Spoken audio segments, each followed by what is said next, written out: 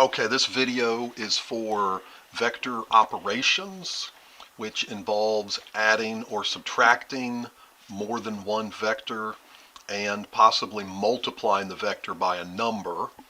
Now, in algebra and other trig stuff, we call that number a coefficient. In vectors, it's called a scalar. So like other things, there's a new name, new terminology for it. But it works the same way that you would expect it to. So here are my two vectors. Remember the arrow on top for handwriting with the pointy bracket. That lets you know that it's a vector. All right, so 2 times the u vector. You can see what I did there.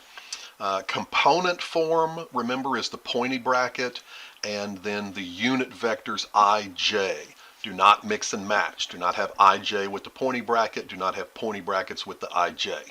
One or the other. Part B, -3 times the v vector. Straightforward. See the answer right there, both ways.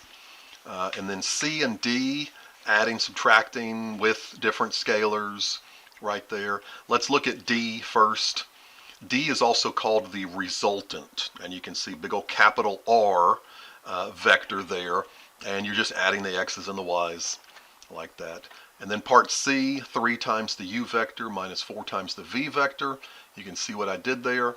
Now you can subtract in your head -6 minus 8, but I wrote this third step to actually see the x coordinate is -6 minus 8. The y coordinate is 15 minus -32, so plus 32, and then you put them together there. That is vector operations.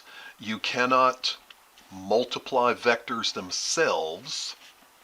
Technically, your scalar is always multiplied, but we know how to divide.